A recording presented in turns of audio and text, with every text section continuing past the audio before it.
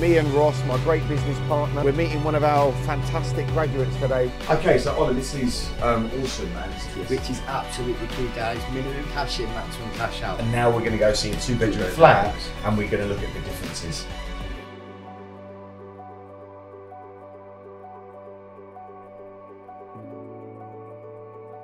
We are now on to our second property with Ola today, and what an incredible journey, right, Ross? Unbelievable. To think that Ola just a couple of years ago was broke. He was spending no time with his family, his 4 children, his business was suffering, and today he's sitting on 14 units. For me personally, this is why I do what I do as a mentor. To be honest, it's overwhelming. You know, the way he's changed his life from where he was to where he is today. It's incredible, to be honest, and couldn't happen to a nicer guy as well. You know, he's put the work in, he's got the results. So yeah, that's what it's all about, guys. Yeah, you know, this is really a life-changing strategy, and we've seen Ola's transformation. I'm really excited about seeing his next property now, and really, this is one of the reasons why I made a decision 8 years ago to become a great mentor, a leader, a motivator. You know, operate a training organisation where we can really take ordinary people and help them get extraordinary, life-changing, fast results. So I'm feeling really grateful today and really excited about what we've done, and onwards and upwards, mate, yeah? Yeah, I'm looking forward to seeing the rest of his units. You know, it's phenomenal where he's come from to where he is now, and yeah, more of the same, really. Look, we're on the road. I'm trying to make this guy, he wants a 6-pack. Me, blueberries, egg, spinach. Ross? Chicken and bacon, can't go wrong, guys. Double mayo. Yeah, low fat. Oh, low fat, that's mate. good. Water. And you know what? Baby steps, it's all going in the right direction. Here we are, and there it is. We're here. How long have you had this one for? About 6 months now. 6 months. Now, we're in Colchester. I actually used to live in Colchester. Colchester is the oldest recorded town in the country. Yeah. This is a place called Highwoods, right? Yes. Now, this has got really good transport links, hasn't it? Yes. How did you source this particular deal? I was through a national agent, actually. Again, national, right? Great. Yeah, an on-patch we did. Got the agent on board, and we've sourced about 8 properties through the same agent. Fantastic. Because people do say, Ross, that you cannot source rent-to-rent deals through national agents, and we see it all the time. People out there trying to do rent-to-rent on their own, no experience, going into agents, and they just get knocked back. Why are they getting knocked back? It's just not knowing how to go about it. Again, there's no difference for me between an independent agent and a national agent. If they've got property, then I can work with them. Yeah. So it's about how you approach them. Might you get a bit of a tougher ride with a national agent? By all means, but if you've got a proven method that works, that appeals to them, why wouldn't they give you the property? Okay, well look, shall we go in and have a look? Let's go in. Have a quick look. Let's do it.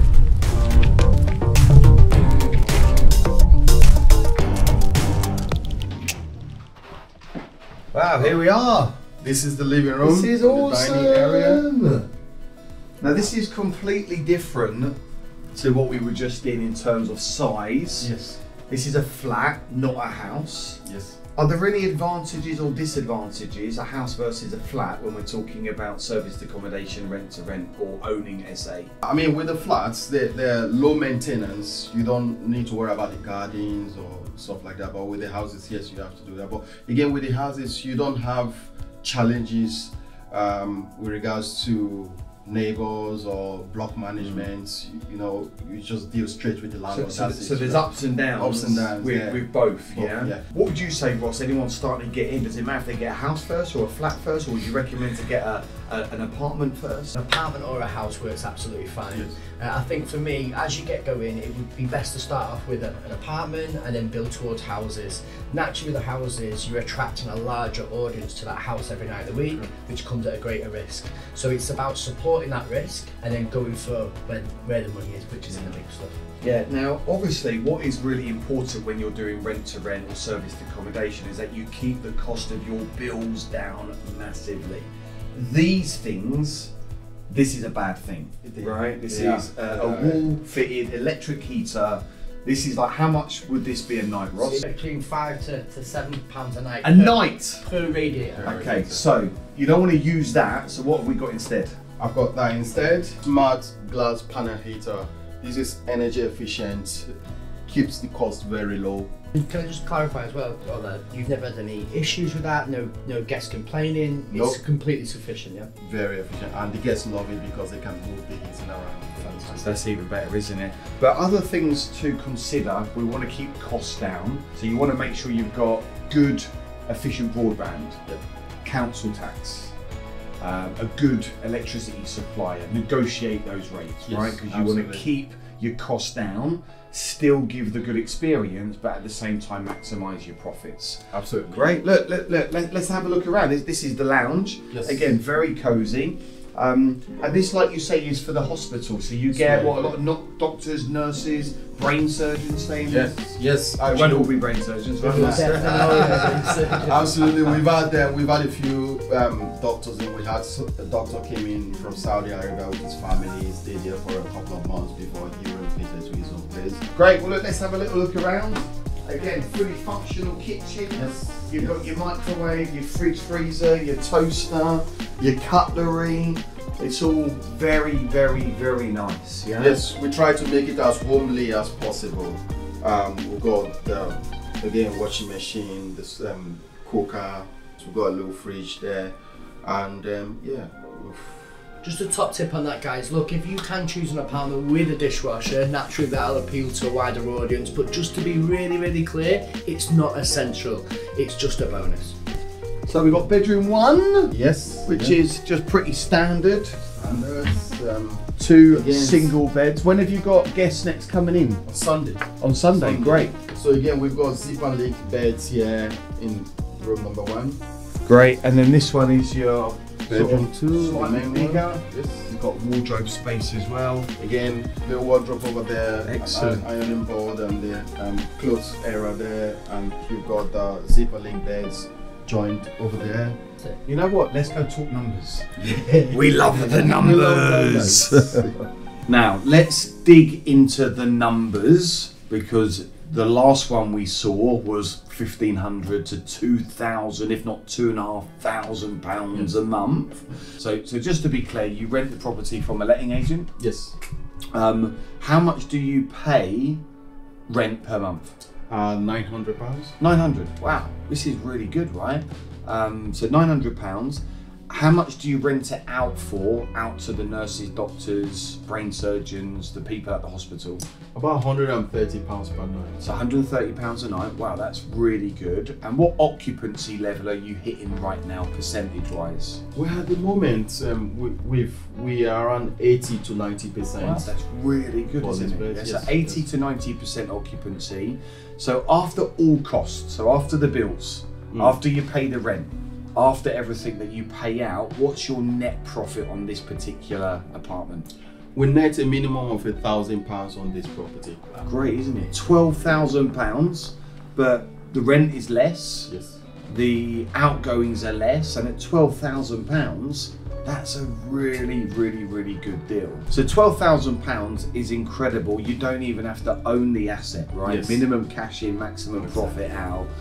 What would you say, Ross, is the minimum amount of money that you'd want to make on a unit like this somewhere in the country? Because they're not all doing 12,000, they're not all doing 20,000 a year. What would be the minimum that you'd want to take on a unit?